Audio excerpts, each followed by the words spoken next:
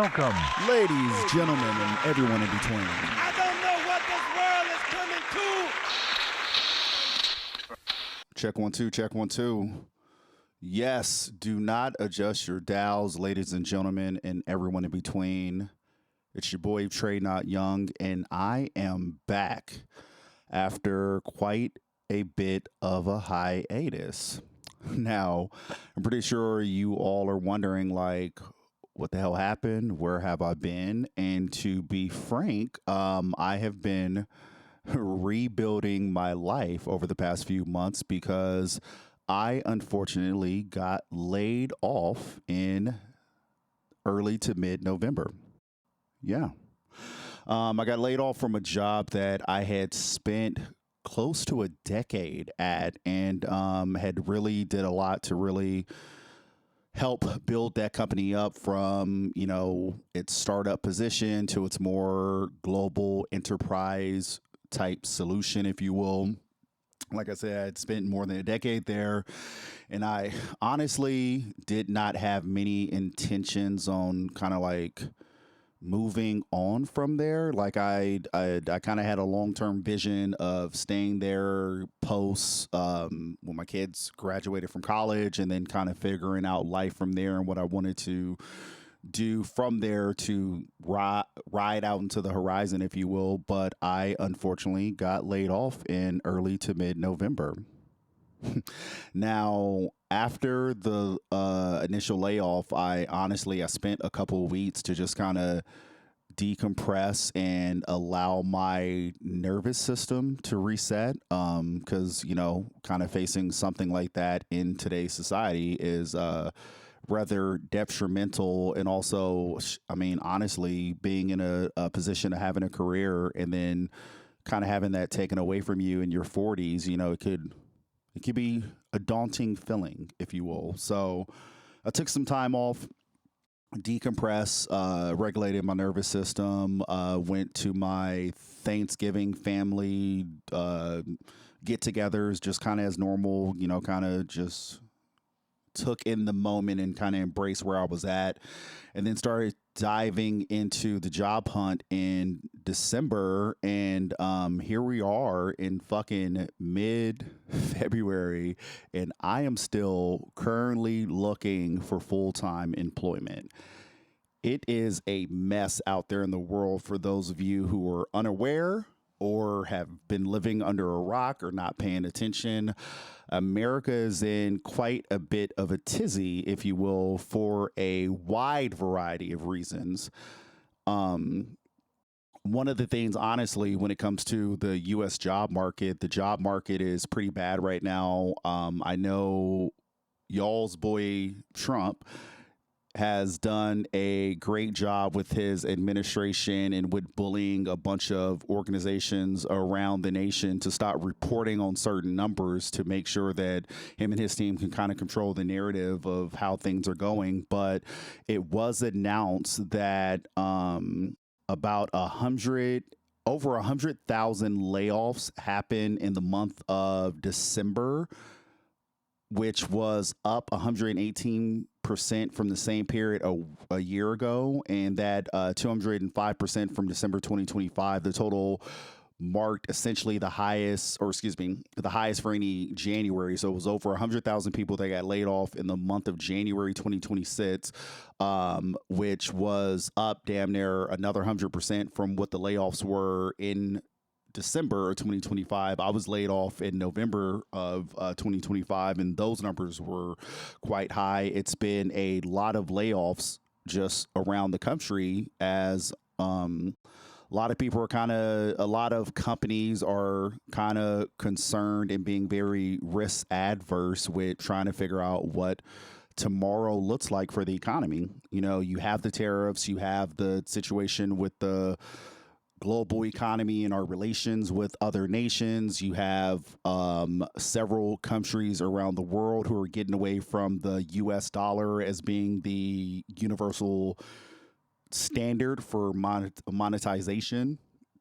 There's a lot going on. And then, quite frankly, America is as close as ever to its second civil war. So it's a lot of uncertainty going on.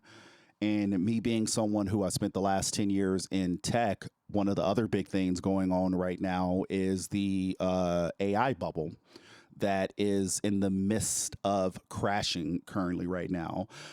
Um, there's a variety of items that kind of is caught inside of that AI bubble, if you will. There's a lot of companies who are trying to create systems and purchase systems to help them automate certain entry level positions away, try to automate certain tasks, as they would like to say, that are monotonous. But quite frankly, we live in a capitalistic society. So a lot of companies are trying to purchase these AI tools, which it's this upfront cost, which then in the long run, you could then automate away some human labor to then be able to shrink your job force to have to pay less and less people to maximize your profits. And a lot of that started about a year to 2, maybe 3 years ago, as like Copilot and Gemini and a lot of other AI software started to get introduced by Microsoft and some of these other companies. And a lot of businesses started investing in those AI technologies, and they spent a lot of money up front. And over the course of the, first year to 2, a lot of that technology is still in its infancy, so it's still not quite in a place where you could really. It's helping certain people in certain positions to become more efficient, but it's not actually helping them to be able to automate some jobs away. So then, as companies are having to do when you come to the end of that fiscal year, it's like, man, we just spent all this money up front for these AI tools, and then we're not able to like automate jobs away. So now we're in the red because we spent so much money on these internal systems. And so you have that side of the AI bubble popping, where the company that I worked for and a bunch of different companies going into the end of 2025 end up laying off a lot of their workforce to get out of the red for all the AI investments they had made over the years.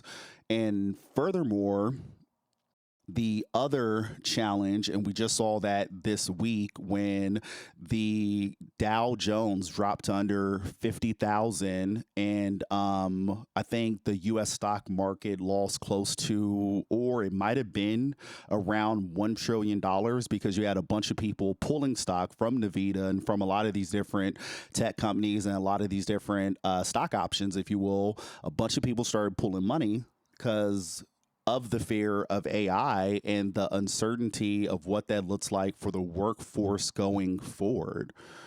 Like I said, there's a lot of different ways different people are attempting to use AI. I remember one day after I had got off work, I had stopped. I was heading home and I was hungry, so I saw this Rallies, and I love Rallies. And the people who are not in Arizona, I think out east is called Checkers, but I know out here, out in AZ, the name of the company is Rallies. But I stopped by Rallies to get a burger, and when I pulled up, the drive-through ordering system, the person talking to you, it's AI.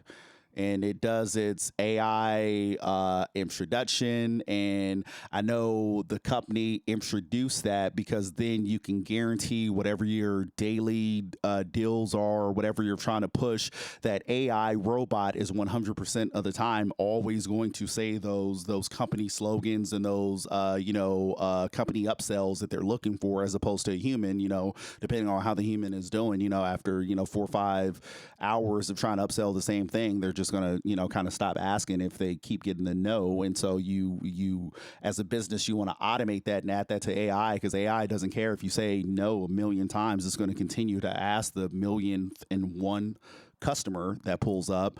But I just remember being kind of taken aback as I got up there, and it's like, it's an AI automation system that's asking you questions. And a lot of these businesses are doing that with their auto attendants, where you call into a company, and all of them used to be pre-recorded messages, or press 1 to get here, press 2 to get there. And now a lot of these companies are adding a lot of these natural language processing models, where they could, depending on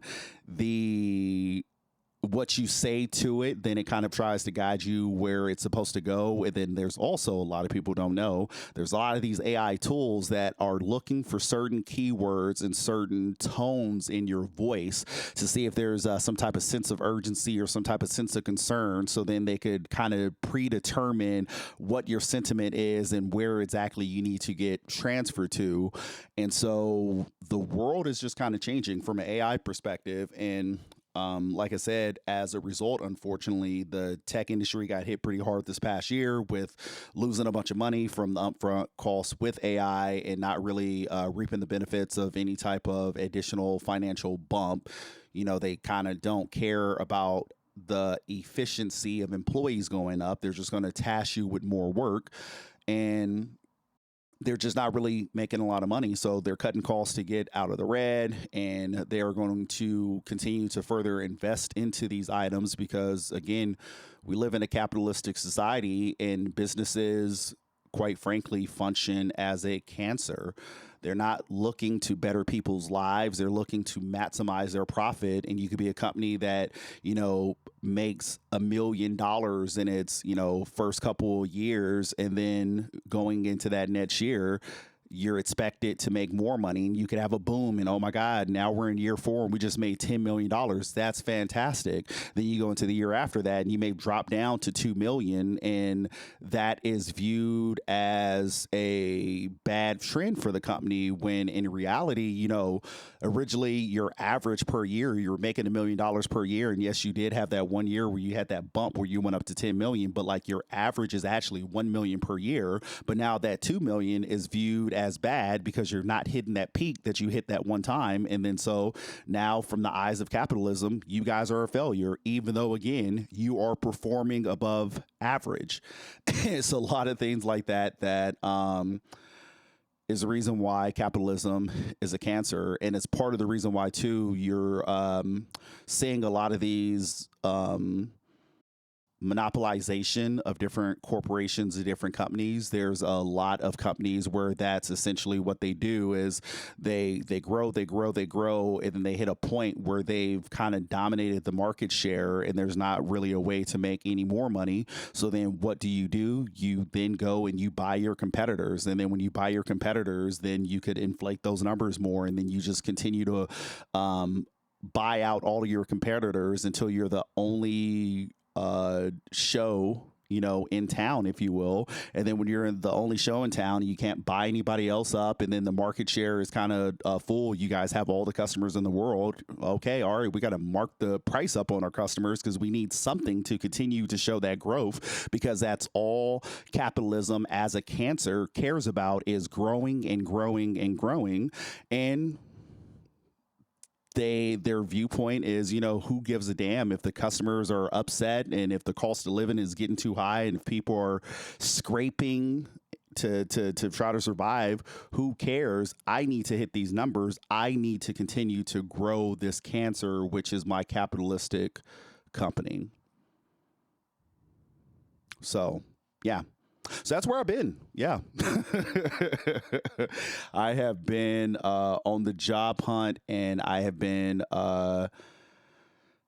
just trying to hang on. I spent the first, I guess you could say, phase of my job hunt looking within a 20-mile radius of where I live, looking into remote jobs, even looking into like remote contract jobs where you get, you know, paid for different, you know, like contracts, different things like that.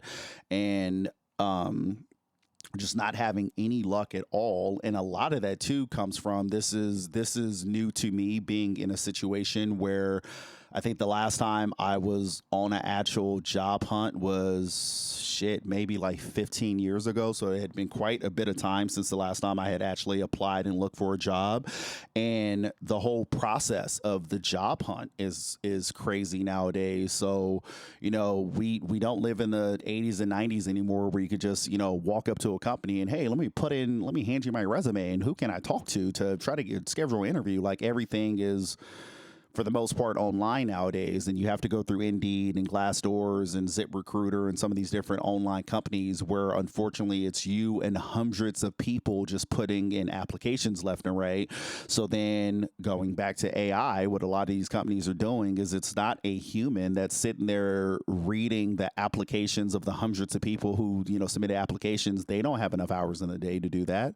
So these people are employing AI tools that then look up certain keywords, and if you don't have the right keyword for the right position that you're applying for, they're auto closing out your job applications.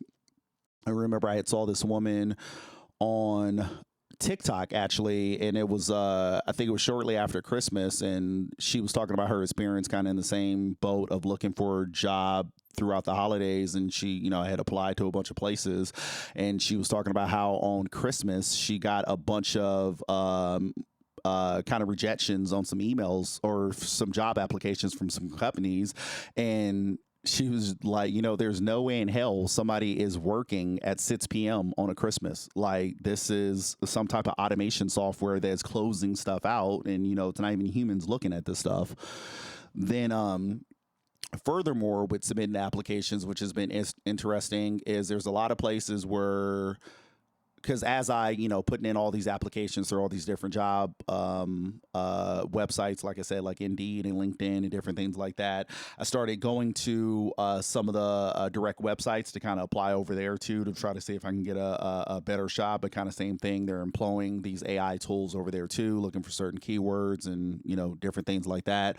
But then also there's a lot of different jobs on there where you will go to whatever the job profile is on those job websites, and then it would guide you to the company profile. And then when you go to that company's external website, then you have to create a profile within their job system, and then you have to apply directly over there. And so then now you're creating all these different profiles. So then now you got, you know, 50, 70 profiles of all these different companies all over the place on top of the profiles that you already have with LinkedIn and with Glassdoor and Indeed and all this stuff. And one of the other challenges I started running into was I started getting like an influx of emails from like notifications of, hey, did you check out this job? Or, oh, hey, you know, we decided to go forward with a different applicant, not yours. And, oh, hey, you know, you signed up to our job board through you know, through our system. Here's some other jobs you should think about, you know, taking a look at. In the meantime, you just get a influx of all of these email notifications that I then started getting a bunch of stuff funneling over to spam, and I almost missed a interview opportunity because I had like 300 emails personally in my personal email. I had all these emails from all these different job things that these automated job responses, if you will, that I didn't even catch the actual fucking human reached out to me to schedule an interview. And I saw it like 3 days later. And it was like, oh my God, I'm so sorry I didn't see it, blah, blah, blah. And, you know, I had to follow up and schedule a follow-up interview. But it's been crazy. And the other thing that has been extremely interesting that is it's been around, but I see they have evolved this now. They always have that voluntary identification thing where it's like, hey, you know, what is your race? Are you Hispanic? And, you know, ask these different questions. And then it was interesting because I started to notice that now there are a lot of companies who are asking what your sexual orientation is. That's fucking crazy. What color are you? Who you like to sleep with? You gay? Yeah, right. What are you, 2 or more races? Who you know that works here? Nobody? You disabled? Don't lie. You sick? What gender you got going on? You're disabled, right? Let me look at you. Hispanic? You a veteran? Disabled veteran? You go to school? Where? When'd you graduate? Disabled veteran? Something off with you. You sure you're not gay? Are you Hispanic? Seriously, are you Hispanic? So yeah, I have Just been trying to survive, trying to keep the lights on, trying not to lose my house or car.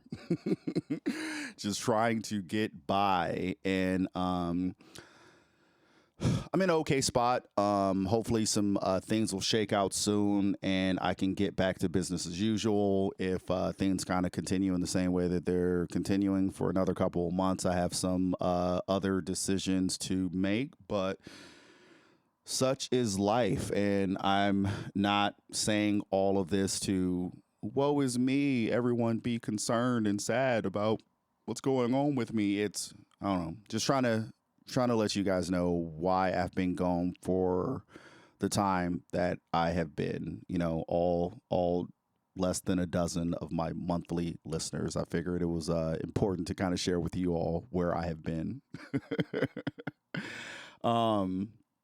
And honestly, furthermore, it kind of, hopefully this is the tail end of what I have called this 10-year transition that I have gone through. I mentioned that on my last episode I recorded, which was kind of like a black therapy session, if you will, of just kind of exposing myself to the world and just kind of coming to grips with some of the childhood traumas and just life in general. And I had talked about this 10-year cycle that I went through, which had actually started with a layoff that happened in, I want to say that was late 2015, which then led me into 2016, which I had like a bit of a mental health breakdown. I had mentioned on the last podcast how I was suicidal. I was making some bad decisions, which then led to a weed DUI, which then put me on probation for fucking 5 years, where if I so much as jaywalked, I was looking at, doing like fucking 6 months in jail. And over the course of that probation, I got away from, or I sobered up in the sense of I had stopped smoking weed because I was on probation, and I was part of the task thing where you have a color that you have to call into a hotline every day to see if your color came up, and go whip your dick out in front of someone and piss in a cup, and your piss had to be yellow, because if your piss was white, if you were too hydrated when you pissed in the cup, that was also a failed drug test. But go back and listen to the previous episode if you guys want to hear some more about that. But anyway, I had got sober from the weed, but then I had started drinking heavy to help me, settle my nerves. And also I had learned that in drinking alcohol, that is out of your urine within 11 hours. So I had kind of a bit of a daily cycle of when I would get off work and when I would start drinking and stop drinking to make sure if I had to pee test in the morning, I wouldn't fail. But then that led to me drinking heavy until I then got diagnosed with diabetes a couple of years ago and had to, stop drinking also. Over the course of that time, I mentioned how, my son had suffered a horrific eye injury that then I kind of had to do a lot family wise with kind of making sure that he was in a good mental and emotional spot and helping him through that trying time. And then that led to the divorce, which then led me to let me not say necessarily led to the divorce. It led to a splinter within my marriage, which then I, signed us up for marriage counseling. And then, not to, throw anyone under the bus, but as, things are a dance. And so if only one person is dancing, at some point you got to kind of figure out when you got to let things go, if you will. And I kind of moved on with my life from there, and unfortunately, separated, divorce, all that fun stuff. Then, like I said, I went to all those health issues over the course of 2022, finding out about the sleep apnea and about the high blood pressure and the high cholesterol. For those who know me personally, know that I had open heart surgery when I was in high school. So then, that became a concern of possible, fucking heart disease. And, who knows if you can have a cardiac event because you already by definition have heart disease. Now you have this high blood pressure and you have this high cholesterol. So then I had to start getting on a bunch of medications. And then, like I said, then the drinking led over to me finding out about the diabetes. So I went through this whole health thing, which then I finally got in order. You know, I've been sober for a couple years now. I had been going to the gym for a couple years now, and especially last year, I went to the gym super heavy, ended up losing over 35 pounds. I got to the point where I was able to get off of the insulin and switch over just to metformin, which my body is kind of accepting a lot better than the insulin. And so health started getting better. You know, I started, you know, kind of moving in the right direction, and, you know, things started kind of trying or panning out for me, if you will. And then the fucking layoff happened. And that is at the tail end of that 10-year cycle of going from 2016 to end of 2025. And in all honesty, you know, like I said, I was taken aback by the layoff, but I also had to admit to myself that I was not happy. And I was very unhappy at that position, at that company, and I was just kind of going through the motions, you know, making the money that I was making, and just kind of the familiarity of the situation, which unfortunately was kind of like the same thing with the divorce. You know, my marriage wasn't that great. That wasn't a great example of what love is, but, you know, I was familiar with it, and it was just, this is the thing that I do. So you just kind of swallow all of the unhappiness, and you just kind of keep going through the motions until the universe tells you that, okay, if you're not going to make the decision, I'm going to make the decision for you. And in hindsight, I think maybe that is, you know, the meaning behind the layoff. Is it's like the universe telling me you are too comfortable in being unhappy right now, and since you won't get up and take action to figure it out, I'm going to take action on your behalf. Now, I, of course, would love to get to a place where I have a full-time job and I'm not having to worry about what life looks like 60, 90 days from now. That would be great to be in a position like that. But just looking into the silver lining and just trying to think positive, I do think that everything happens for a reason, regardless of if we understand why or not. And this entire 10-year cycle has been a bit of a destroy and rebuild of my life, and forcing me to step out of this unhappy, unhealthy lifestyle that I had adapted to and just accepted, and the universe making me be in a position or taking me somewhere down a road which will lead to actual happiness and success in life. I kind of have to believe that, because the last 10 years has been very specific with the things that I have gone through. It's been very, I hate to say it, but it's literally, it's been interesting. It's been like almost by design. And even so much so, like I said, with the layoff, I had a situation the night before that Sunday. I had a interaction that didn't quite go too well, if you will, and kind of put me in a bad headspace, if you will. And I actually kind of sat down and prayed that night, of like, you know, to try to get my mind out of the bad spot that I was in, if you will, and you know, just kind of processing some emotions.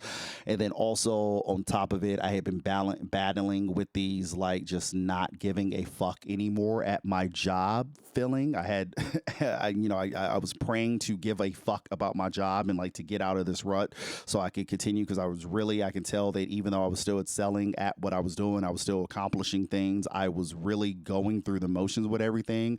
And I prayed a prayer of like, oh my God, like, I need you to help me give a fuck and get out of this funk and like kind of be able to move forward. And in my heart of hearts, I was praying for some type of miracle to kind of change my mindset so that I could wake up and just be the happy little corporate soldier. But in turn, I woke up the next morning and got laid off. And of course, that was part of the nervous system readjusting, because it was like, oh shit, I just prayed this prayer, and God, the universe, was like, oh, okay, you're unhappy. I'm gonna take that thing that's making you unhappy away from you. And it was like, oh shit, dog, I still need like an income. Like, I didn't want that taken away from me. But that's just an example. But like literally over the past 10 years, it's just been very interesting how everything has just felt by design. And I don't know, it's been interesting. And I actually had saw a clip recently of someone essentially kind of talking about the same thing, about this supposed astrological universal 10-year cycle that a lot of us may have gone through over the past 10 years. And honestly, if you actually look at America too, and 2016 being the year that Trump first got in office, it's almost as if kind of the US has been going through this 10-year cycle as well. You're not having an identity crisis. You are ending a massive 9-year karmic cycle, and we are in the midst of these last few final weeks, like the home stretch of this. And so what's happening is all of these things are bubbling to the surface that are causing confusion of, who am I? What am I here to do? Am I on the right path? Is this the right direction? And how do I make all of this work? And what's happening is that you're being asked to step into a more true, authentic version of yourself, to allow yourself to align more to your soul's essence versus the survival identity, which I call the matrix identity, which is this version of you that you've had to create to be safe, to meet family expectations, to meet society's expectations. The version of you that people pleases, plays small, stays hidden, isn't sharing your gifts, isn't fully showing up as the authentic version of you, because there's all these like unwritten rules of who it's okay for you to be. The things that are coming to the surface right now are being brought up so that you can actually review them and see, is this in alignment with where my soul is guiding me to the life I'm meant to be living, what I'm meant to be doing? Or is this in alignment with that matrix identity that has been keeping me stuck and small, this repeating loop, this healing loop that I've been in my whole life? Because it's time to exit that cycle, but it is a choice. It's not going to happen for you. So the things that are coming up right now are truly to help you, because your soul is trying to guide you forward. The more messed up your 2025 was, year of the snake, the better your 2026 can be, which is year of the horse.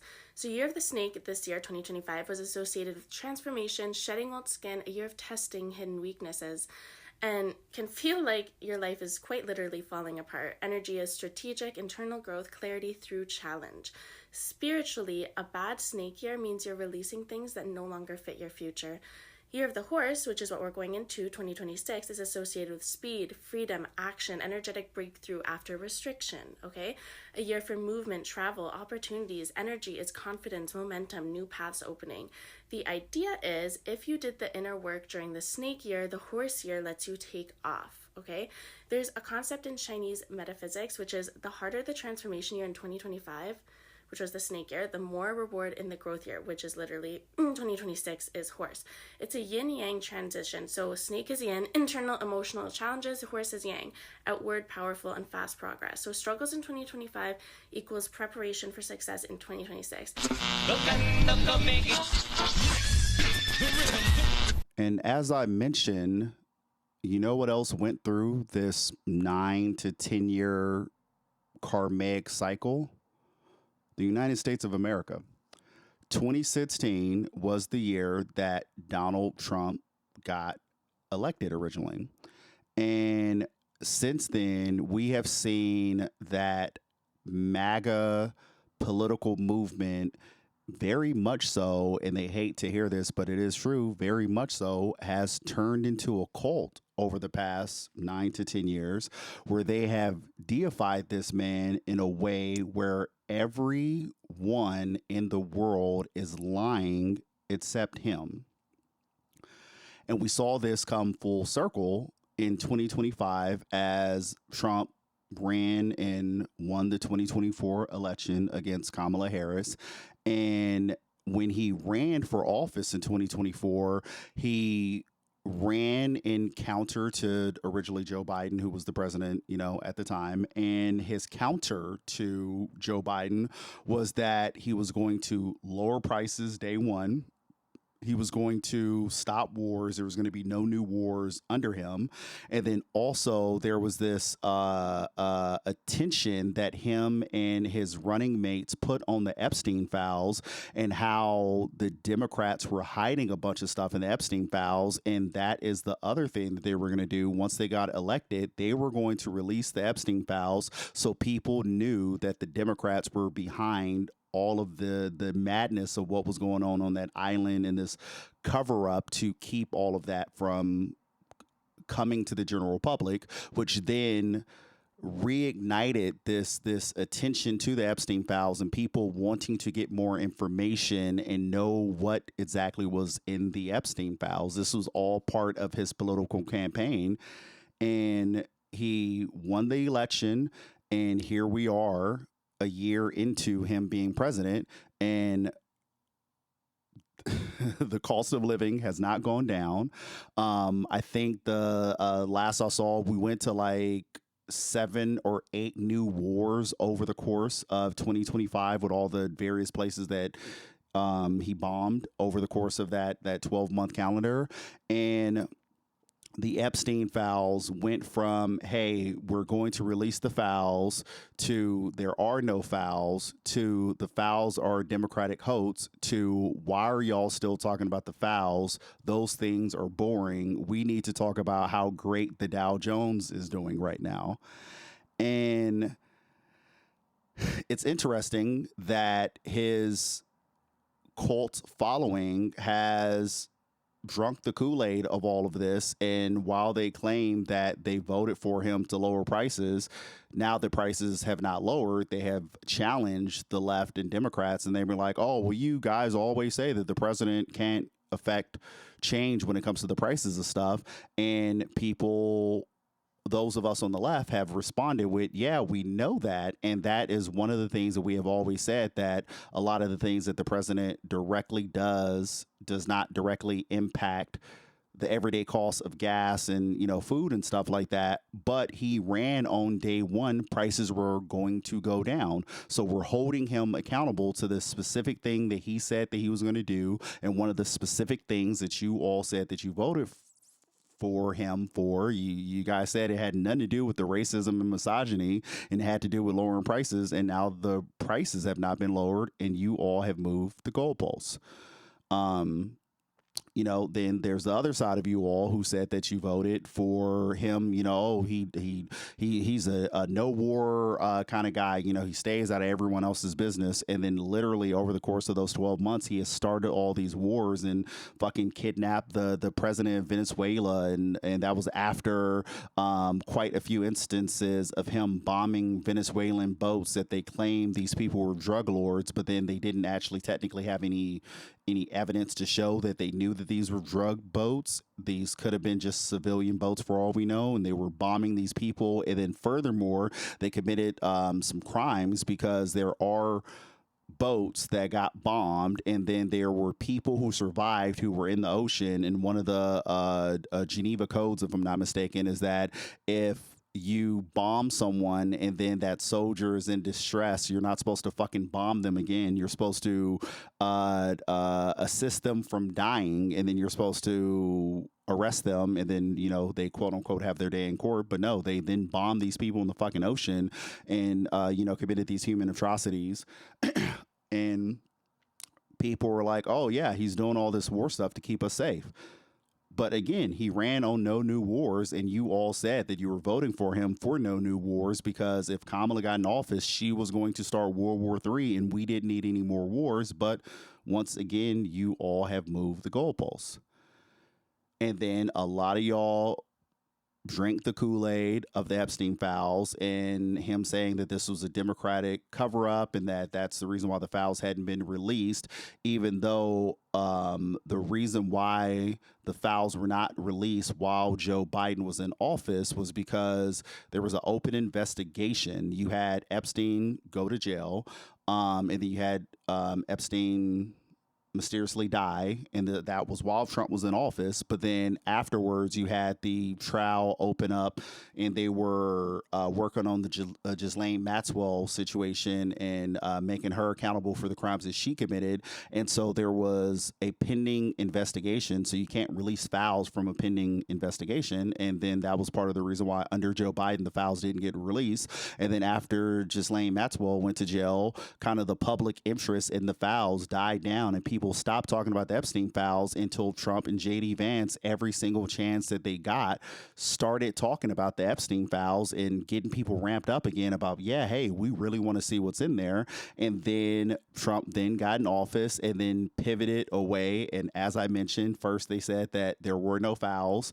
Pam Bondi had said that, oh yeah, the files are on my desk. And then in the client list, is on my desk. And they had those people. It was the woman from the libs of TikTok, and it was a couple other like right-wing social media influencers that they did that photo shoot where they had left the White House and they had those binders, and it was like phase 1 Epstein files, and everyone was like, oh my God, yes, they're going to finally release the files and we can finally get these what do they call them? Democrats. We're going to finally get these Democrats who have been molesting all of these children. And then they went from that to, oh, yeah, there's no client list. There's nothing to see here. And then they were like, oh, wait, no, actually, it's a Democratic hoax. You can't believe what's in the Epstein files because the Democrats altered everything. And they primed everyone for when some of the files started to get released. And as we have now seen, and it's only 6 million files that have been released now, and I don't know what the exact percentage is, but if I'm not mistaken, that's not even close to half of the files that they have. But in what they have released, and even with over 50% of the stuff they release has been heavily redacted, literally Trump's name pops up in the redacted files more times than Jesus is mentioned in the Bible. And now his cult-like following has drank the Kool-Aid of, oh, hey, yeah, the Democrats did that. The Democrats, while Joe Biden was in office, they spent all that time going in there and altering all that stuff to make Trump look like the bad guy. And it has just been a interesting change of events and change of opinion, though I will say slowly but surely there has been some people who have woken up and have seen that they drank the Kool-Aid and they kind of got swept up in the momentum of all this Trump madness. And there are some people who have come out to say that they regret their votes.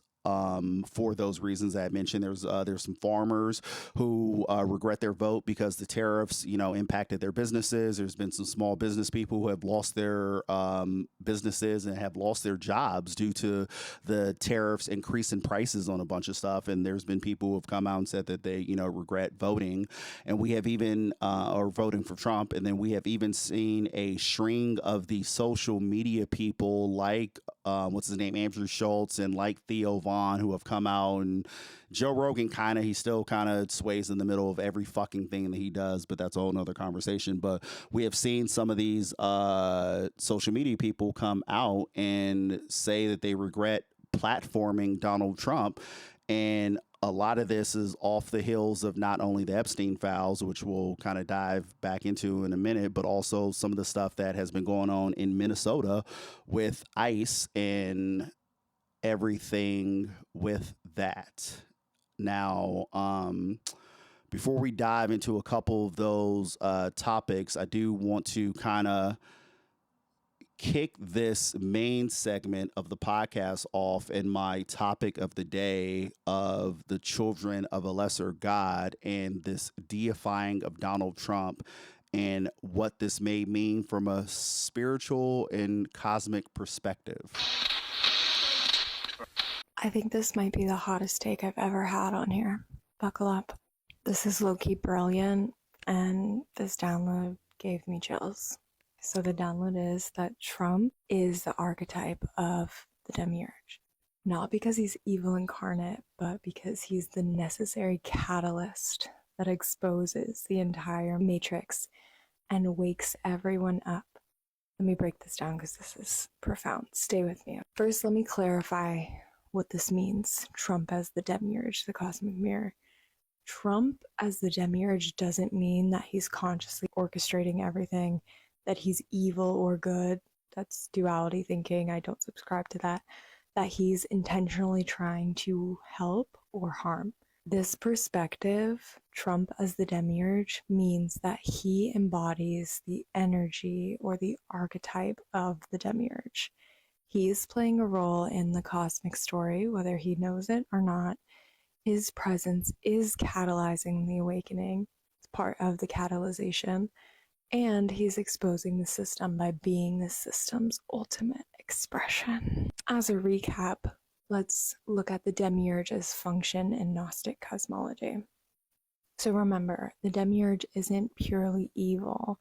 He's the creator of the material world, so not the spiritual realm. He's operating from ignorance. He doesn't know the true God above him. He is necessary for the soul's journey. You can't remember the light without experiencing darkness. He is the teacher through opposition. By creating the prison, he creates the conditions for liberation. So in Gnostic texts, he thinks he's the supreme God. He says, I am God and there is no other. He rules through fear, control, hierarchy.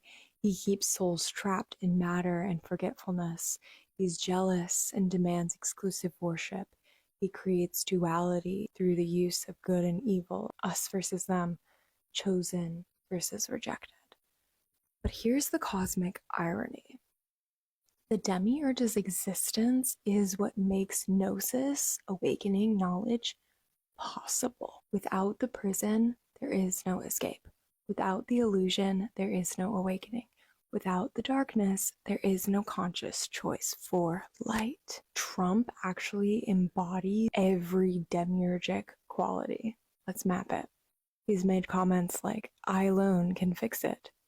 So he's claiming to be the savior. The Demiurge does something very similar when he says, I am God and there is no other. Trump says, I alone can fix it. He said that at the 2016 RNC speech. He's positioning himself as the answer and everyone else as incompetent or corrupt. He's saying that only he has the power or the knowledge. This is the classic Demiurge Messiah complex. He demands exclusive loyalty. Demiurge says, you shall have no gods before me. He's jealous and controlling. Trump does something very similar. He's asking everyone around him, are you loyal? Anyone who questions or leaves is immediately the enemy, and he has this ideology that either you're with him or against him. There's no nuance. He creates a cult of personality. He requires total allegiance. He operates through fear and division. The Demiurge does this by ruling through fear of punishment, creating chosen and rejection pathways, or the dichotomy of being chosen or rejected. Trump does something similar with his fear-based messaging towards immigrants, crime. He utilizes a very us versus them mentality and narrative constantly, real Americans versus fake news versus patriots versus traitors. And he divides everyone into good and evil with himself as the arbiter. He's a master of deception and distortion. The Demiurge does this through creating illusion, distorting truth, keeping souls in ignorance. Trump does this through alternative facts by constantly lying. This is provable, documented, and relentless. And he utilizes gaslighting as his main strategy. And ultimately, when he does this, he creates an alternate reality for the people who are rocking with him, who are following him. And it's a false reality that isn't rooted in any sort of truth. The Demiurge archetype is obsessed with material wealth and power. He's the ruler of the material realm. He equates power with domination. Trump is kind of similar. He literally has gilded towers, gold everything. His wealth is proof of his worth in his mind. His power is the ultimate goal, and power in general is the ultimate goal. He thinks that material success equals spiritual success. They both operate on a narcissistic personality. The Demiurge says things like, I am the greatest. His ego runs rampant. There's no recognition of the higher power. Trump is a textbook narcissist. He can never be wrong. And everything is the best, the worst, the biggest, the greatest. He talks in extremes. There's no capacity for self-reflection, and he demands constant praise. The Demiurge also creates chaos or breakdown of order. Demiurge does this through his flawed creation tactics, which ultimately lead to suffering, confusion, and fragmentation. Trump is a chaos agent. He disrupts norms, he breaks the systems. Nothing functions smoothly around him. There's constant turnover and instability. He creates disorder and masquerades it as change. The Demiurge pretends to be the true God and uses religion as a control mechanism. Trump holds the Bible upside down for a photo op. He utilizes faith for power through Christian nationalism. He has evangelical support. They see him as chosen by God. And he preaches the prosperity gospel that God wants you rich and powerful. He is literally the perfect embodiment of demiurgic consciousness, almost too perfect, which brings us to Trump's role, waking us up from the slumber. Here's the cosmic genius. Trump isn't breaking the system. He's exposing it by being its purest expression. So before Trump, people were in the slumber. People believed that the system worked, democracy, institutions, the checks and balances, it's all good. They believed that politicians are mostly decent, that there was some corruption, but overall functional. They believe that America is the good guy, that it's exceptional, moral, and leading the free world. They believe that if we just vote and participate, things will get better. Trust in the process. And the faith backing this is surely there are adults in the room. Like, okay, someone is in control, it's fine. But people were asleep, thinking that the system was legitimate, thinking that institutions would protect them, thinking that someone else would handle it. Enter Trump, the alarm clock. So two key things happened in the past year that has shaken America to its core and has finally opened the eyes of some people. Now, the first is this near civil war that has been going on in Minneapolis. For those who don't know the details of how this, for the most part, started, there was a podcaster by the name of Nick Shirley who decided to investigate Somalian fraud in daycares that were out in Minnesota. And he did these videos where he was essentially going to daycares demanding to see kids and the people not allowing him.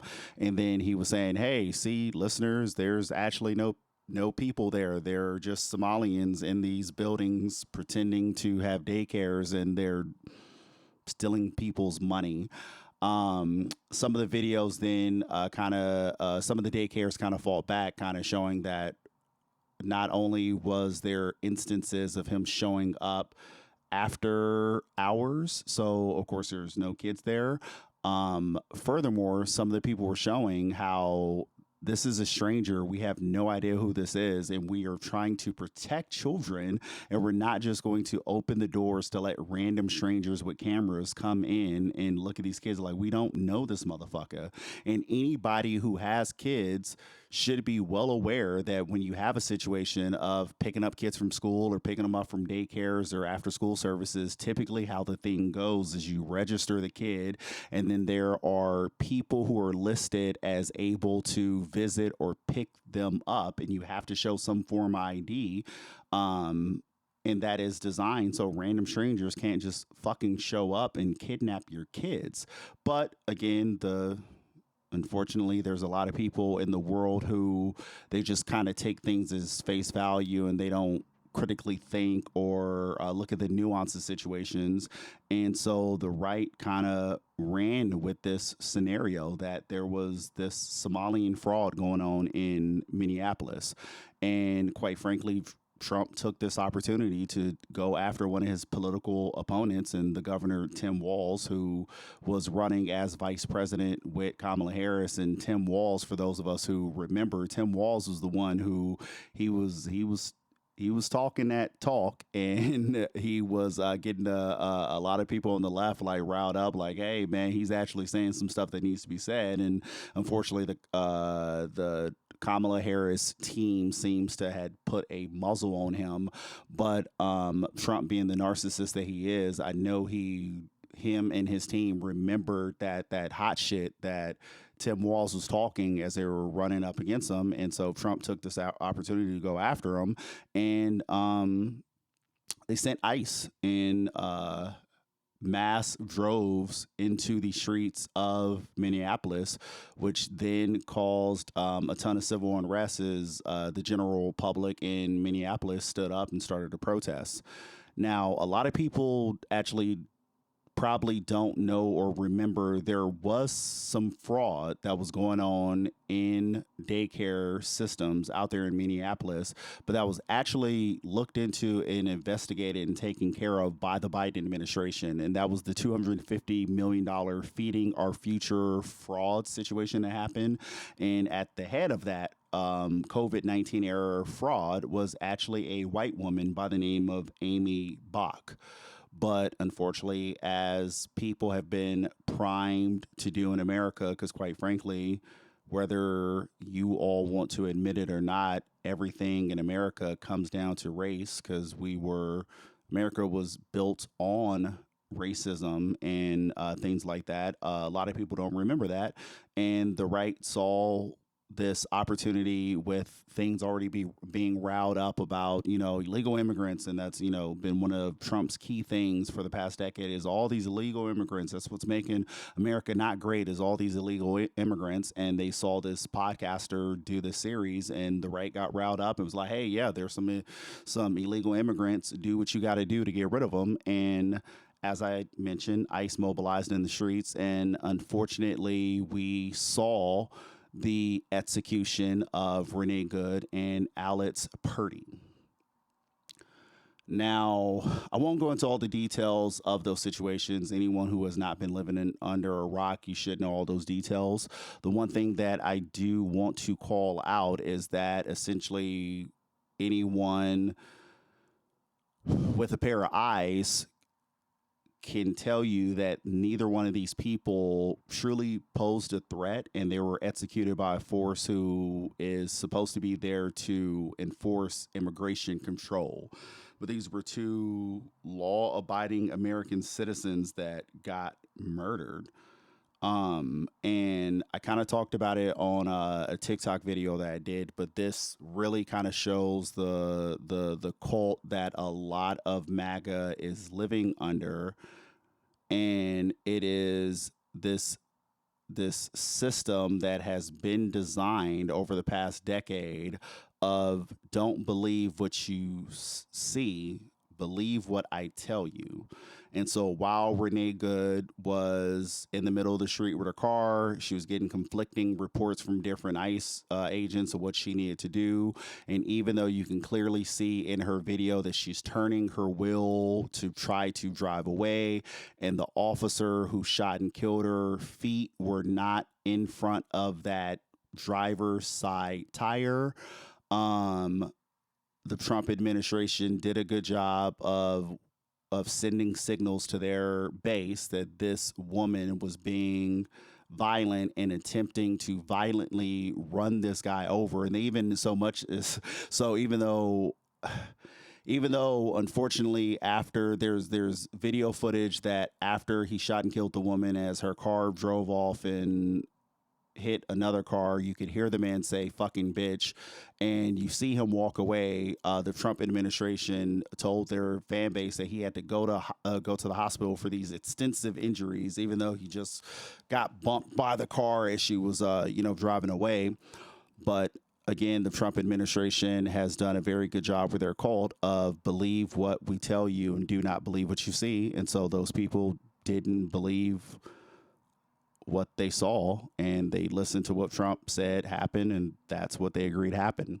Then we saw the same thing with Alex Purdy, who was out at a location where there was some protests going on. He had his camera out to film everything because, you know, you unfortunately cannot trust that the law enforcement or ICE agents have body cams, or that the body cams are actually running, or even if the body cams are running, if we ever get to see the footage. So a lot of American citizens arm themselves with their cell phones out so then they can record and document situations for their own protection. And a woman got pushed and knocked down, and Alex Purdy's last act as a alive human being, an American citizen, was trying to protect the woman, and he got jumped by quite a few ICE agents. And then from what it looks like in the video, one of the ICE agents saw that he had a gun. They pulled the gun out of his holster, and then it does appear as that person was walking away, either that gun that he took off of Alex Peretti let off a shot, or his gun let off a shot. Somehow one round got let off after the ICE agent had took the gun away from Alex Peretti, and then the cops proceeded to empty their clip. Or one of the ICE agents, excuse me, end up emptying his clip into Alex Purdy and executing the man. And once again, all of those of us who were watching with our own eyes saw this man who posed no threat, who was jumped and put down on the ground by several ICE agents who seemed like they had him physically under control. He had been had his weapon disarmed, and still they shot and executed him. And the Trump administration went on their smear campaign saying that he ran up on them aiming a gun, and they were like literally showing the pictures of him holding a camera up and saying that looked like a gun. And there was a guy on Newsmats who literally did a whole segment where he was like pulling out his cell phone to show like, oh, if you look at it from this angle, and like when you pull out the cell phone, it looks like a gun. Look at this, it looks like a gun. And they went on this massive propaganda campaign, and once again the Trump supporters drank the Kool-Aid and was like, oh yeah, you know, I don't believe what my eyes are telling me. I'm listening to what authority is telling me, and this is what happened. Now, a lot of that can be said is, in my personal opinion, tied to Christianity. And Christianity very much so trains people to respect authority, respect law and order.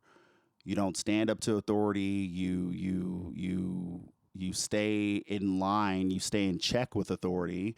And quite frankly, Christianity teaches people not to believe what they see with their eyes, believe what they're told, believe in, you know, blind faith. You know, things happen in mysterious ways, and you can't trust this material world. You could only trust God and what we tell you. And the pastor, you know, whoever's running the church, they're the ultimate authority. And quite frankly, a lot of people also look at these government agencies as those authority figures. And like I said, Trump has deified himself with MAGA, and he has aligned himself with some type of like Christian leader in America. And so it is no surprise that these people who have had this Christianity ideology ingrained in them since a very young age have now used that logic of only believing what you're told and not what you see. And it has moved over into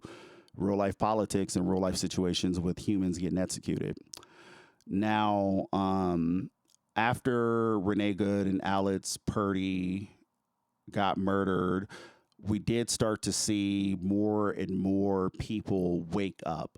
We saw some people who were outraged by the Renee situation, and then we saw even more people outraged by the Alex situation, which I think, quite frankly, kind of goes hand in hand with what we see in America with, you know, things happen with women, people kind of turn the other eye, or, you know, kind of, it unfortunately at times is what it is. But when this white man who was a nurse got executed, there was more outrage than I had seen before. And that's around the time when you started seeing the Andrew Schultz and some of those some of those moderate social media influencers actually finally start to come out and say stuff against ICE.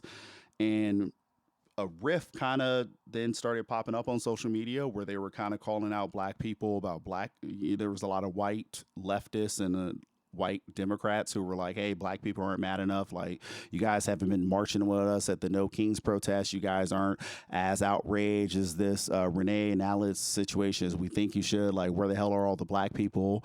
And the black community kind of chimed back in, and we were like, hey, yeah, this executing of American civilians in the streets have been happening since the beginning of time. And we have been trying to warn you all of that with the police brutality movements, the stop police brutality movements, and with the Black Lives Matter movements. We have been saying for a while, hey, we are getting executed in the streets, and the police are using excessive force, and the police are getting away with a bunch of stuff, and they are killing us for absolutely no reason. And while there has been some allies, people who are not, persons of color, there has been some allies. For the most part, a lot of these injustices have been met with excuses about, black on black crime, met with excuses of, oh, well, you understand how, stressful it is being a cop. You just got to understand sometimes, this shit happens. And quite frankly, there's been a lot of complacency with a lot of people who just did not care because it did not impact them. There's a video that I had saw shortly after the Alex Peretti thing, and this guy was distraught, and he was kind of stating how it's only a matter of time before ICE executes a child, and we start to see excuses for it.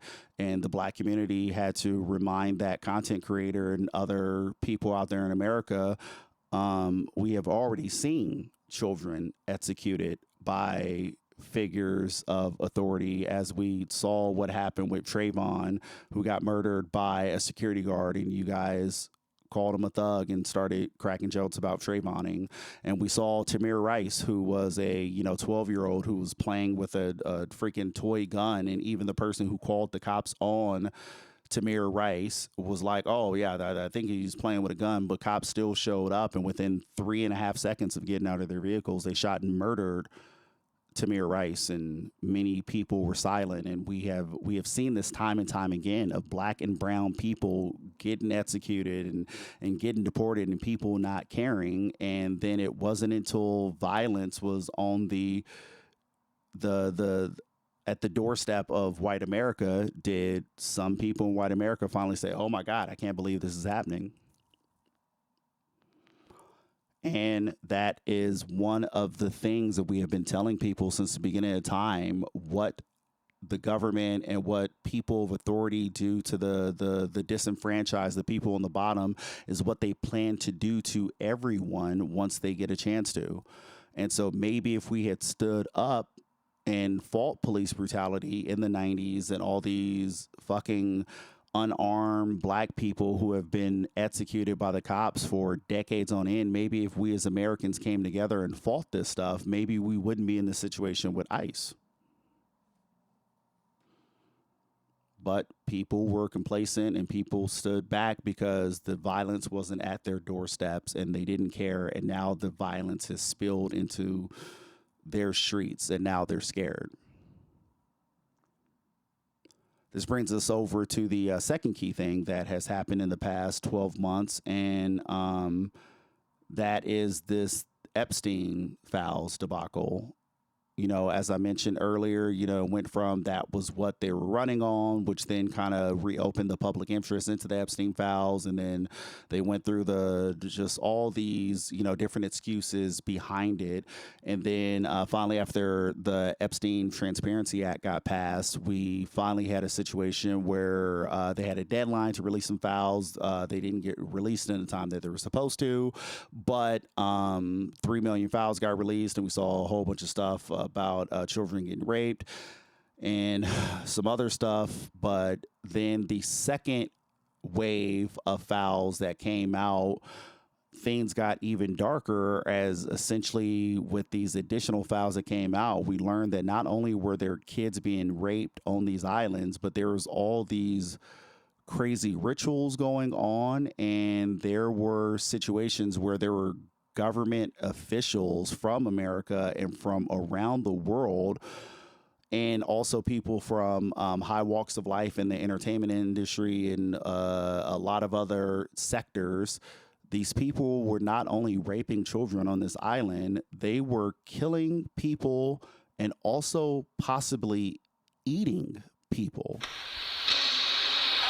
So a lot of people are talking about the jerky thing. That has a lot of tension on it, so I don't need to talk about it. Everybody else has got it covered, but I do just have a couple of things I want to say about it. So jerky doesn't need to be frozen. Jerky doesn't need to be kept in the fridge. Jerky doesn't need to be transported in a cold, insulated bag. What's not only weird is that Jeffrey wanted to get the nutritional value of the jerky analyzed, which feels like if it was made from animal products that, well, that would be an easy thing to figure out without having to send it off. But why would you send jerky to the head of a hospitality group to figure out the nutritional value of it? Especially Epstein, who has an army of scientist friends. We really get a glimpse of Epstein's behavior changes when somebody works for him, because the chef seems very scared of him, not gonna lie. All we've heard over and over again is how health conscious obsessed that Jeffrey Epstein was, yet his personal chef is making stews, pies, steaks, and the phrasing of this email is so haunting. J.E. said he was gonna start eating regular food again, so he might be eating less jerky. I saw a lot of emails that were hinting that the chef was leaving the employment of Jeffrey. He was okaying the search for a new chef. And it seems like Leslie found somebody who was available, who says she would be very happy to make you some beef jerky if you like. Smiley face. It's just weird that that is what they keep singling out. And in this email where clearly the chef is going on vacation or something and he's leaving a list of things for everybody, he talks about leaving a quart of marinade for jerky emergencies. And my guess is this is somebody who's going to be taking over the chefly duties while he was on vacation. And he very clearly explains how to cook these steaks. It's sous videing. It's not that hard. Chefs know how to do it. And yet he's tagging somebody saying, I will send an email explaining what the steak business means. I don't know anybody who has to explain what steak business means if we're talking about steak. I worked in fine dining for 10 years. This is my world. Trust me. Okay, I guess I had a lot more to say about the jerky stuff than I thought. And yeah, to be frank, Americans, quite frankly, are not mad enough. There should literally be people in the streets demanding that not only do we get the rest of the information of what the fuck was going on in the Epstein files, we need every one of these people not only arrested, quite frankly, we need these motherfuckers executed. This isn't something. Jail is for rehabilitation. This person committed a crime. They're in a bad place or in a bad mental place or doing bad things. You separate them from society and then you work with them to better themselves and then reintegrate them into society, and they could continue to be, citizens of whatever country that they're from. There's no rehabilitating this. If we have rich people who have been not only raping underage people and have not only been committing acts of human trafficking, but also have been eating fucking humans, these are individuals that need to be executed on live TV.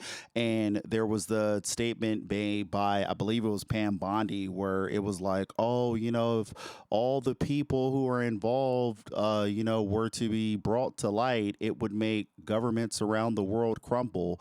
If that is the case, world governments need to fucking crumble. We need to destroy this society as it currently is, and we need to start the fuck over if the people at top have gotten so comfortable in a place in the world where not only have they fucking hoarded all of the money that is available, where people are barely surviving day to day, but also these motherfuckers are raping and eating people.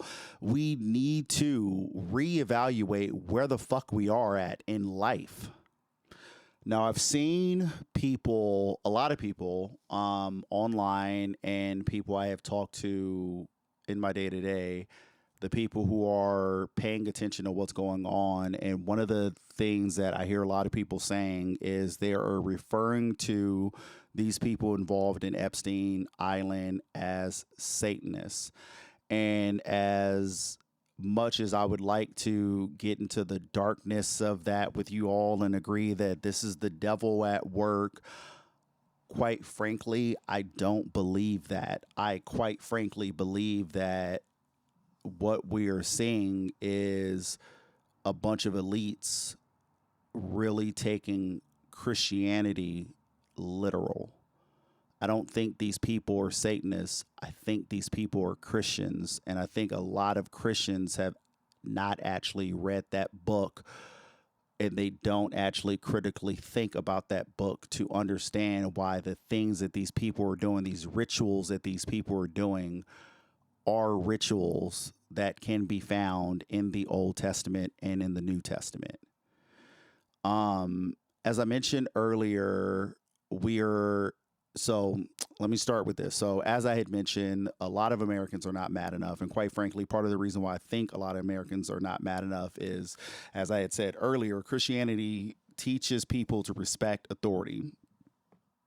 It teaches you these people are on top. You respect your church leaders, you respect law and order, you respect your government, you pay your tithes, you just kind of be a good little soldier, and you just kind of don't rock the boat, and you respect authority. That is what Orthodox Christianity, since the Gospels that were selected and turned into the Christian Bible as we know it after the Council of Nicaea and with, the Roman Empire with Constantine and all that. The Orthodox Christian book teaches you guys to respect authority. It teaches you not to fight these big battles because God is going to come in and save the day. That is what God does. You don't need to fight these big battles. You just pray, and then God will come in and save the day.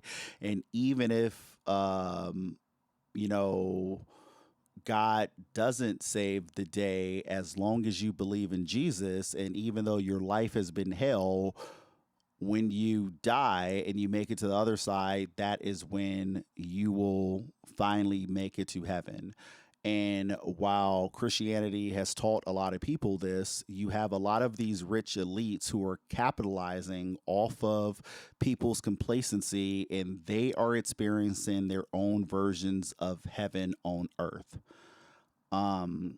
I had a conversation with my mom recently, and we kind of had a little back and forth about this because kind of in the same breath, she had kind of referred to these people as Satanists and they weren't true Christians. And I kind of was like, no, these people are Christians because, quite frankly, the Christian Bible teaches us that all sinners and everybody, the Christian Bible teaches you that everybody's a sinner. Every single one of us is a sinner, and you have to find repentance within Jesus. So that kind of lays the groundwork that all of us are bad people that need to aspire to be better and have belief in Jesus to be able to ascend and get to the next realm of life, if you will.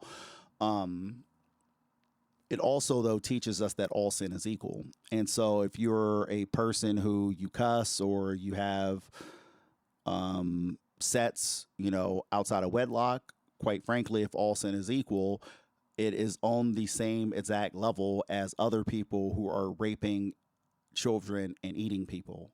Because, again, if all sin is equal, then whether it's you stealing a grape or committing genocide, you're still committing a sin. And by definition, if finding faith in Jesus and working or getting baptized and all that, if that's all it takes to kind of get to heaven, then essentially the playing field that we're seeing is that regular people are committing regular sins, if you will, and these elites are committing sins on a greater level. But if they also believe that all they have to do is, kind of pray things away and, ask for forgiveness, they'll be okay. That is a great example of these people actually participating in Christianity and just really diving into and extending the letter of what that means for all sin to be equal. I also kind of argue that a lot of what we're seeing with these sacrifices and a lot of this stuff is Christianity in its earliest form.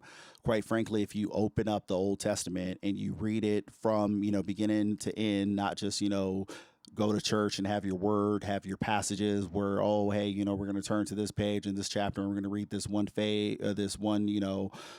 psalm, if you will. Then we're going to step back and we're going to have this great, ceremony, just kind of talking about this little passage and what this means. If you actually open up the Old Testament and start from page 1 and read it from beginning to end and in that exact order, in the Old Testament, there's a ton of murder, there is rape, there is underage people getting assaulted. There's a lot of human sacrifices. All of that is present in all Abrahamic religions.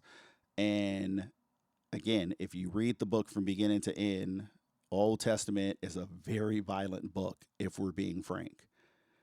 Then if you switch over to the New Testament, let's look at the story of Jesus and let's look at it from a literal standpoint, if you will. You have Jesus' mom, Mary, who was a teenager who got pregnant by God without her consent. Jesus was born, he performed miracles and was tortured on earth and murdered in the name of his father. And his death was part of God's plan. And a lot of Christian churches around the world have people drink wine or grape juice, which symbolizes his blood, and they eat crackers, which symbolize his flesh. And again, if you summarize that from a literal standpoint, the Jesus story tells you about an underage girl getting pregnant without her consent, a father sacrificing his son, and symbolic cannibalism. Oh my god, you guys finally figured out the elites are doing all this terrible, awful, horrible shit. Welcome to the party. I have more for you. Hi, I'm a sociologist that grew up in super conservative evangelical Christianity, deconstructed, and got really into the magical arts. After going through seminary school, and then studying the sociology of religion and getting a degree in it. Because this has been my hyper-focus for decades. And I'm autistic. But no, they're not Satanists. That's a little ruse they've been playing. This has always been what's been behind Abrahamic religions. They are the worship of the war and storm god, like Baal or Moloch from Sumeria. And blood sacrifice rituals have been a part of that for a very long time.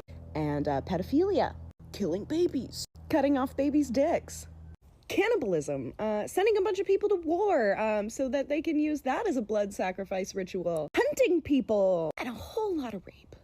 And then they do the super fun thing where they have everybody in all the churches drink Jesus's blood.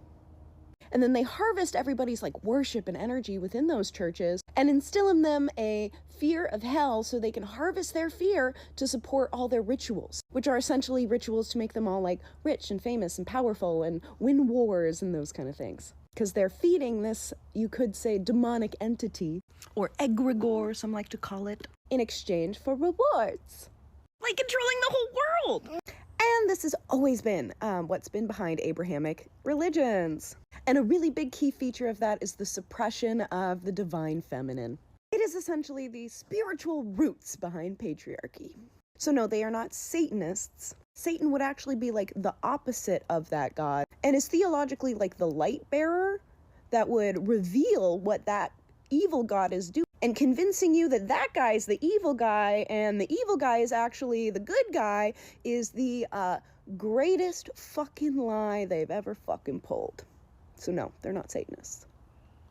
They're Christian. And Jewish. And I'm just really glad people are finally starting to figure this out, because it's been bugging me for a long fucking time. How hot is hot?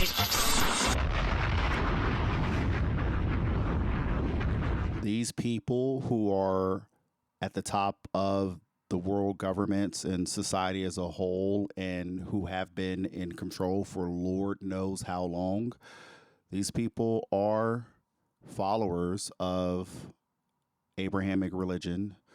These people are Christians, but they are followers of the Demiurge, and that is the lesser God, according to Gnosticism. Now, this takes us to the origins of Christianity and how before the Holy Bible's Gospels were specifically selected by the Council of Nicaea by the Roman Empire as they legalized Christianity and created the Roman Catholic Church. And as I mentioned, created the Holy Bible by taking all of the gospels that were available in society and then figuring out, hey, what do we want to keep and what do we want to throw out to create this one true book with this one true gospel with this one true vision, which then became Orthodox Christianity as we know it, that then evolved into Catholicism and Baptists and Mormons and all these variety of takes on Christianity over the past 2,000 years before we get to that family tree that was designed based off of the early Roman Catholic version. Before then, there was Gnosticism. This Christian movement believed that the Christian God was evil. I am, of course, speaking about Gnosticism. Now, Gnosticism refers to a range of different ideas that emerged around the first few centuries of Christianity. Much of what we knew about Gnosticism was actually lost. Our knowledge of it mostly came from those that criticized it. Well, at least until 1945, as that is when Gnostic texts were discovered in Egypt. Now, the creation story in these texts is what's interesting. Now, I'm basically going to be presenting a very brief summary of a summary by the scholar known as David Brackey. So Gnostics believed that reality was originally just a single supreme God, so complex that our human minds wouldn't be able to comprehend it. But over time, this God started to produce other deities known as eons. It produced quite a few, and they were basically in pairs, having a male and female counterpart. Now, they all existed within this great spiritual realm. But here's where things got a little messy. One of these eons was referred to as Wisdom or Sophia, and she decided to reproduce without a male counterpart. So she reproduced asexually. And while it worked, her offspring was this deformed, twisted creature known as the Demiurge. It was deformed, twisted, and evil, right? So what did the other eons do? They cast it out. It's put in isolation away from the spiritual realm. In its isolation, it decided to create its own realm, right? So it started to create its own eons and later our reality. But it convinced its creations that it was the supreme God. There was nothing beyond him, forcing its creations to worship it. But because it's so imperfect, its creations are imperfect, which is why our world is full of suffering and pain, according to the Gnostics. And according to the Gnostics, the Demiurge is the God of the Old Testament. So the goal of the Gnostics, at least those that believed in this creation myth, was to realize the reality of our existence. Of course, Christians didn't really like this whole conspiracy theory about them, so that's why Gnostic texts are so rare. They were burnt, destroyed throughout history. Now, this is a very brief summary. There's a lot more to it, but perhaps I'll make more videos about it soon. In the beginning of Christianity, what we now refer to as Orthodox Christianity essentially was one viewpoint of many in the first few centuries of its existence. Now, Gnosticism's core tenet was based around Gnostic thought, knowledge, or what they would refer to as gnosis. It was They believed that salvation came through direct inner knowledge of the divine, and they often emphasized personal spiritual insight over external authority. Now, Orthodox Christianity emphasized tradition, following church leadership, be that the bishops or preachers, that we have nowadays. Salvation was linked to faith, sacraments, and participation in the church community. I quite frankly believe that the Romans preferred this version because it offered unity, structure, and bowing to authority as opposed to the individualistic nature of Gnosticism. Now, some Gnostic texts also described a high, unknowable spiritual God, as you just heard in that last video. And this God was beyond the material world, and that God was Sophia, who was a divine feminine, who, quite frankly, is described as being androgynous and embodying the union of divine masculinity and divine feminine energies. Gnosticism viewed the creator of this physical world, the Demiurge, as a lower, ignorant being, and that is thus why the material world is sometimes seen as flawed and imprisoning.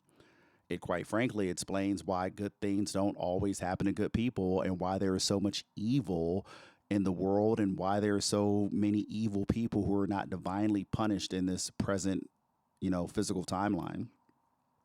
People who are atheists or not super religious kind of joke about that all the time. There was a stand-up comedian recently who had talked about watching a Golden State Warriors game, and how after, Steph Curry had, hit the game-winning shot, he was like, oh man, I would like to thank God for this victory. And the comedian joked that, God, we look at God and we ask, oh my God, why won't he cure this kid's cancer, or, do something about slavery, and do something about the Epstein files and all these other atrocities? But he's there for these athletes, if you will, when they hit a game-winning shot. I didn't do that joke justice because I'm not a fucking comedian, but you get the gist of what I'm saying. But that would explain why things are just kind of always out of balance in this world, because it is not this plane, this universe, this physical nature that we are in is not controlled by, or not directly controlled by, the divine true God. This is kind of like a imprisonment in society, run by a warden who is a lesser and more arrogant and narcissistic God.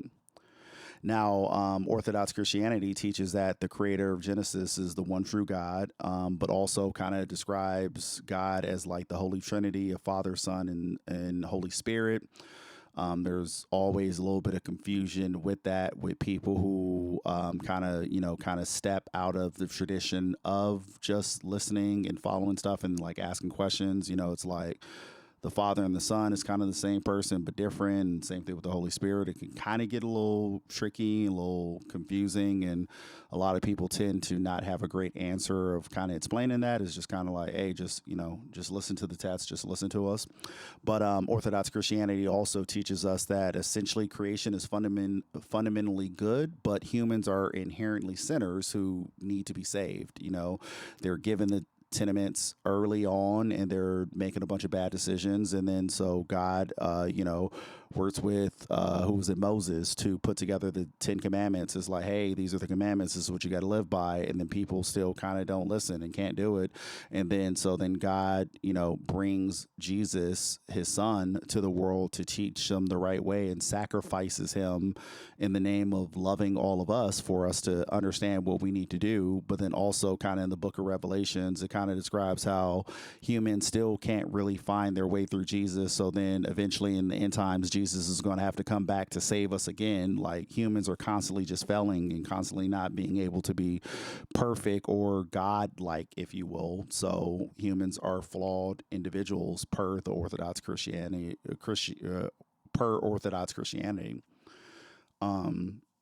The story of Adam and Eve and the snake is very different between the Orthodox and Gnostic Christianity, and the Gnostic version really struck a chord with me when I first heard it. And basically the Gnostic interpretations is that the snake is not the bad guy in the story. The snake represents awakening and knowledge. Adam and Eve were imprisoned, if you will, and they didn't understand a bunch of stuff, and the God of that garden was telling them, do not eat from that fruit or that tree. Do not eat that fruit from that tree, because then you will wake up and become self-conscious. And the snake liberated them from that ignorance that was imposed by this lesser, arrogant, controlling God. But in Orthodox Christianity, the serpent symbolizes temptation and disobedience. And this is the fall that's introduced into the world. And this is why women's births hurt, because, you know, that woman was the original temptress. She wouldn't listen to what God said. She wanted to do her own thing. And as a result, she caused chaos for the entire world.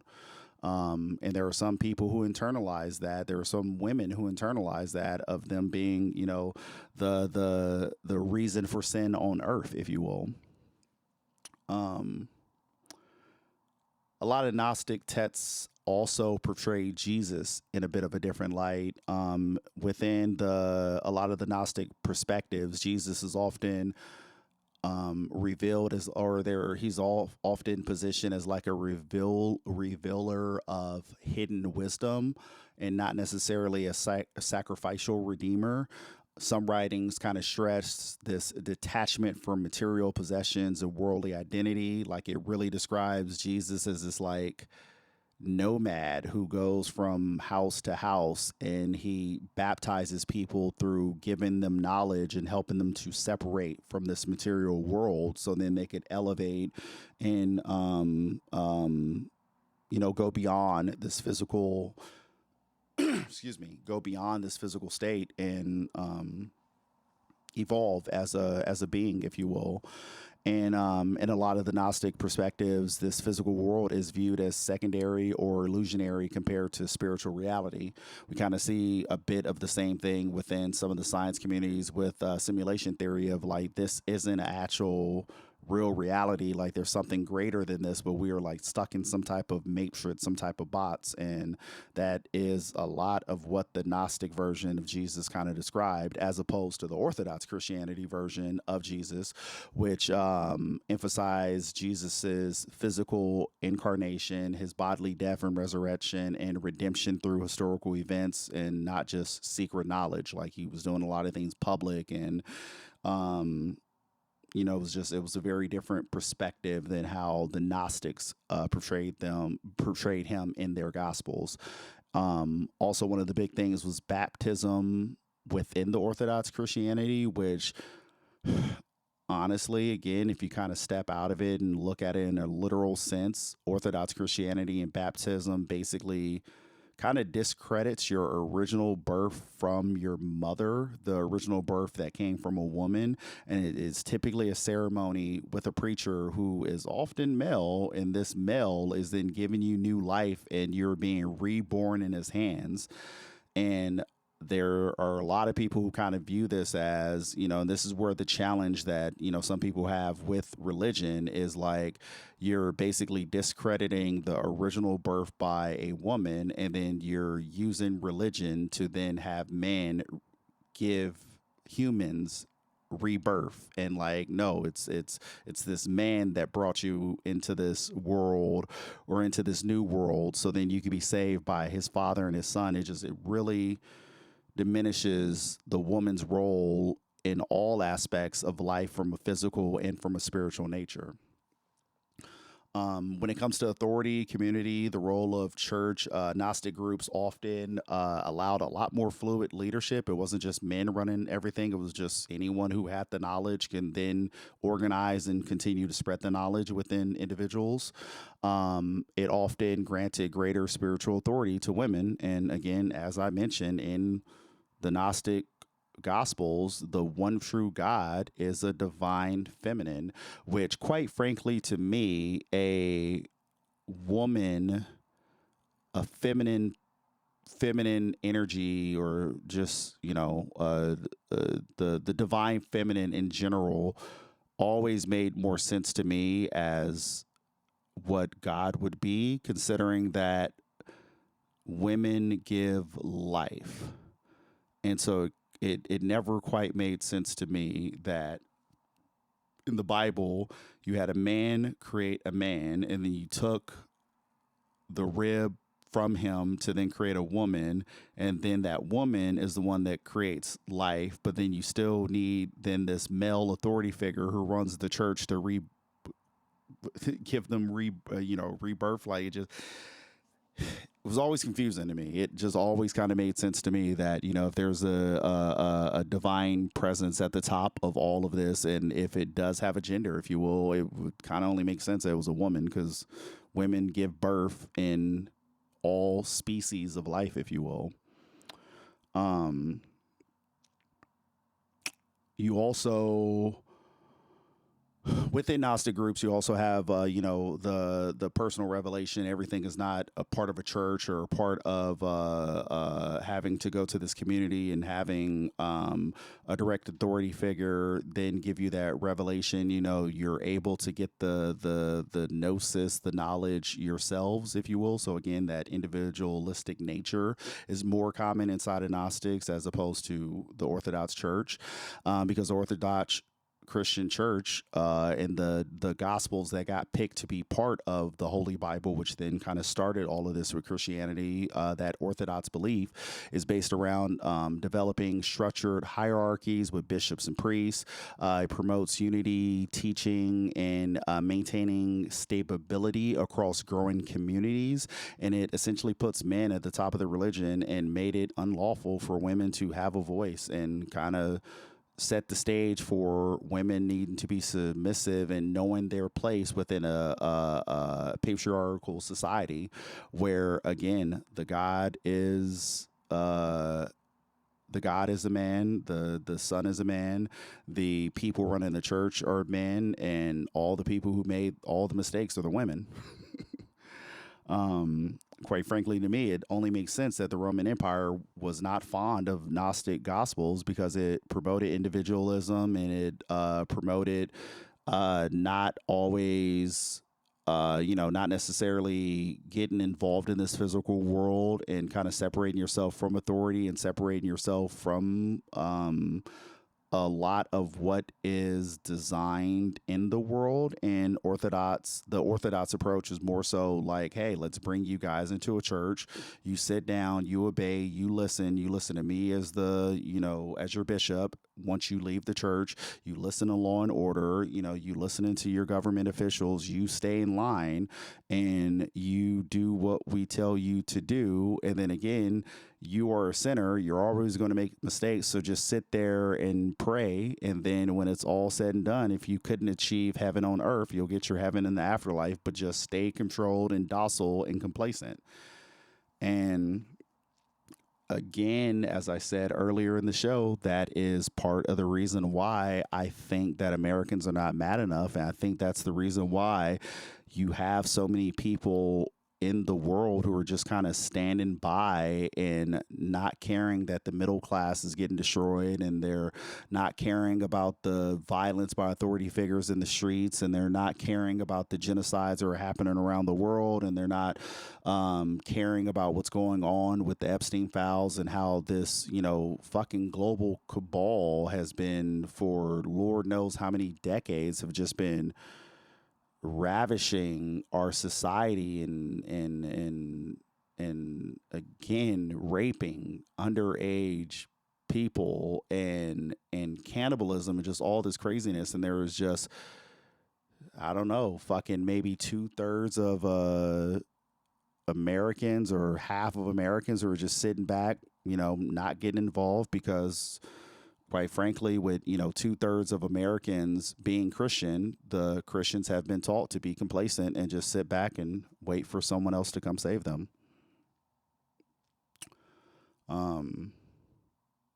It's crazy. So I don't know. Like I said, it makes more sense to me that the Roman Empire would want that Orthodox Christianity to put in place, where then they could then control people, and then through all of that, and also kind of like I was mentioning, we have never in the history of ever really seen governments be like, hey man, let's give people more and more power. It has always been throughout history for governments to take as much power and seize as much power and control as they possibly can.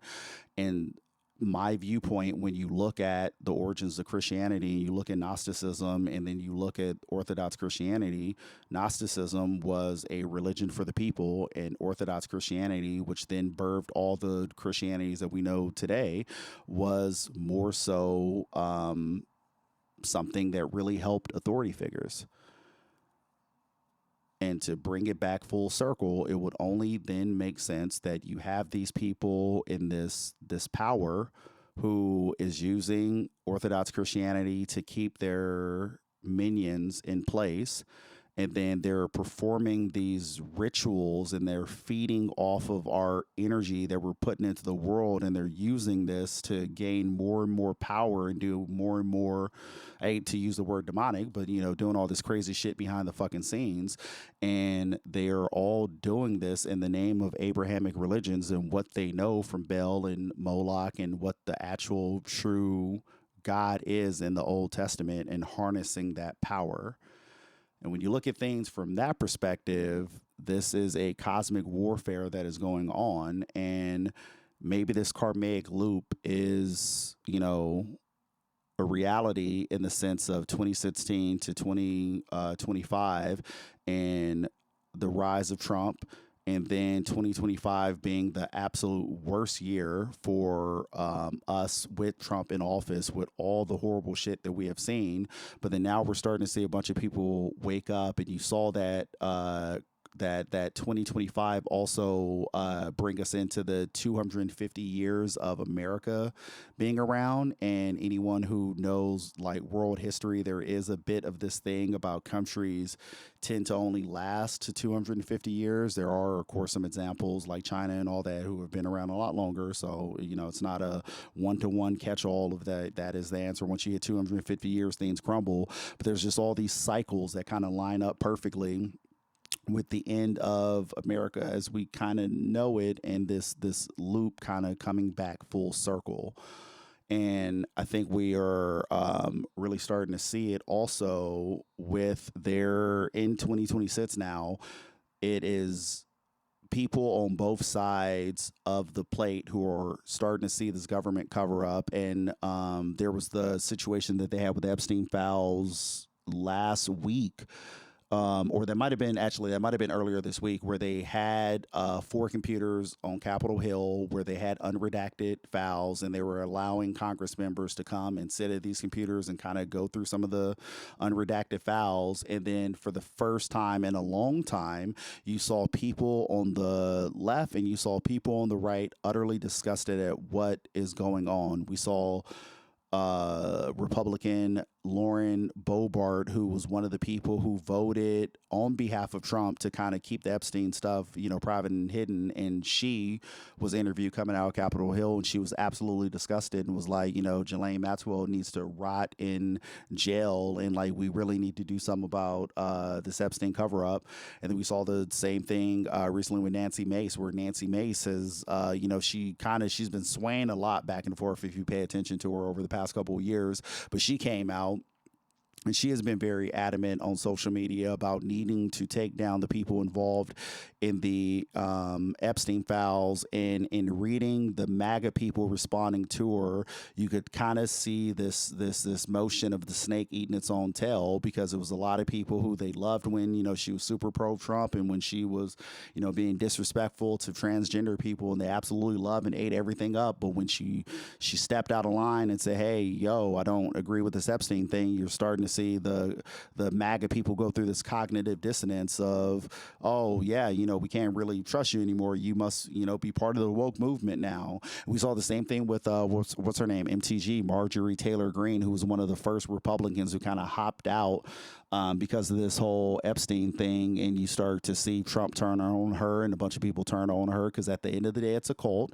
And at the end of the day, this MAGA movement did a amazing psyop with taking people from a bunch of fringe communities and bringing them all together under the umbrella of MAGA. And it's fascinating that they took all these people who felt kind of disenfranchised by the world becoming more diverse, and by, you know, minorities, you know, gaining some equity in the world. And the same thing with the transgender community, or excuse me, the queer community, and the transgender community being part of the queer community.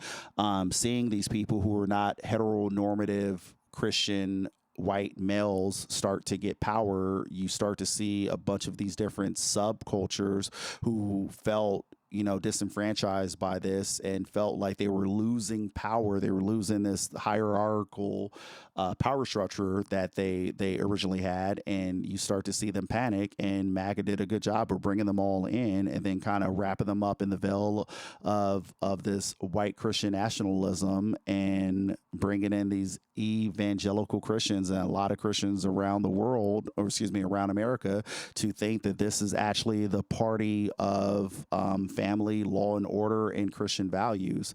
And again, Christianity teaches you to believe what you're told and not believe what you see. And that is the reason why we have so many people battling a religious psychosis and all this cognitive dissonance, because they are having a hard time looking away and not believing with their eyes and believing what they're told in these contradictions. And you're just seeing this fraction throughout America. And that's part of the reason why I think there's this tension, this whatever it is in the air that a lot of us feel. It's the start of the end of the decline of something. It could be just the Trump administration. It could be America as we know it. It could be Christianity as we know it. But there is something cracking and breaking as we move forward after breaking from these karmic cycles. Lastly, before we got out of here, the most fascinating thing that I think I learned in these Epstein files, outside of the cannibalism and all the rape and murder, the craziest fucking thing that kind of came to light was 4chan's involvement and the basically fucking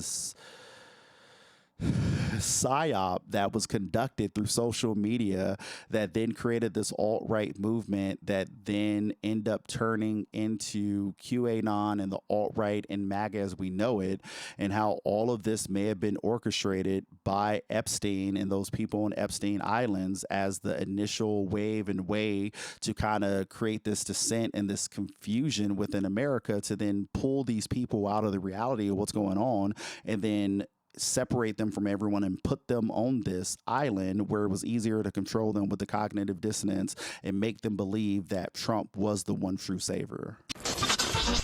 The guy who created 4chan poll did so after a conversation with Jeffrey Epstein, and Ghislaine Maxwell was a Reddit power moderator on subreddits like r/world news that heavily focus on politics. I think what I'm trying to say here is that the online right's entire influence on the real world and on the virtual world stems down to the guidance of elite pedophile billionaires. Do you know how much the modern populist right owes its foundations to 4chan poll? Pizzagate and QAnon are literally just two of the most well-known examples. We're at the point where all of the conspiracy theories that are the lifeblood of the MAGA movement are turning out to be true, except the conspiracy theorists themselves, these everyday people who got sucked into these movements, are also pawns on the chessboard of the elites they thought they were countering. They use these platforms to create massive anti-woke, white supremacist, culture war, fascist movements that divided the working class and kept us too busy fighting against each other to realize that we were all being robbed by a bipartisan, child sex offender, criminal, billionaire elite. And look, 4chan and Reddit always gave off Langley, Virginia, or I guess to be more accurate, Tel Aviv. So in many ways, this is the least surprising, new piece of information from this latest drop of the Epstein files. But I just can't overstate enough that the past 15 years minimum of American popular discourse have owed themselves in part to Jeffrey Epstein and his close circle. It's all bread and circuses.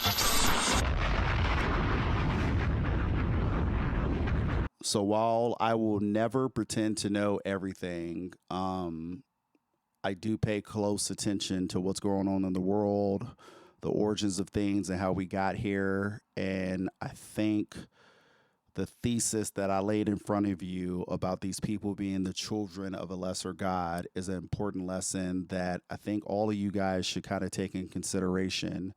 And if it's one thing you leave from today's episode in your heart and you remember and kind of practice in your day-to-day life is we need to get back to believing what we see with our eyes and not just waiting for authority figures to tell us what is going on. We need to think critically as individualistic human beings. We need to understand that there are a lot of people at top that do not have our best interests at hands, and they have done a grand job for centuries now consolidating the middle class and taking over resources and just really taking everything over and running the world by causing distrust between one another.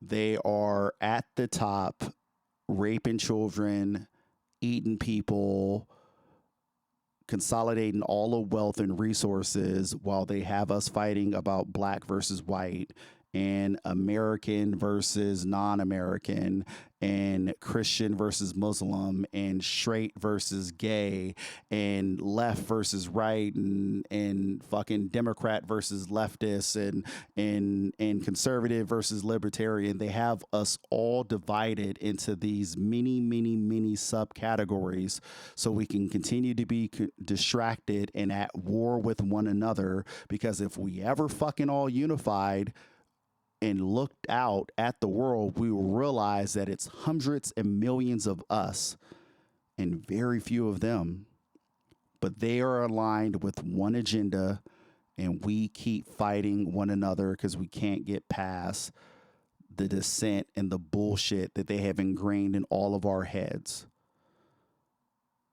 So until next time, take care of yourself and others. Hi, I'm full of shit. Can't play piano without looking at it at night. I'm full of lies. I wear makeup as a disguise, and you will be shocked.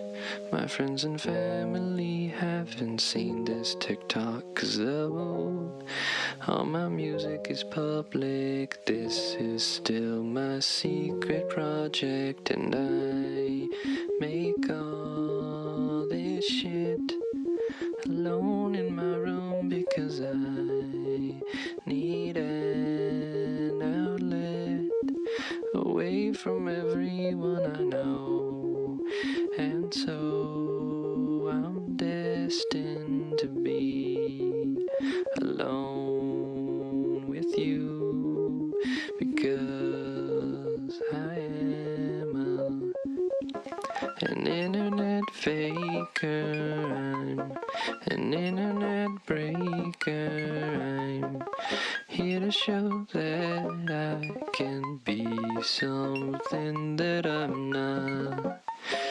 I'm here as a savior to the internet fakers who put their fears up on the shelf. Not catfishing you, I'm catfishing myself.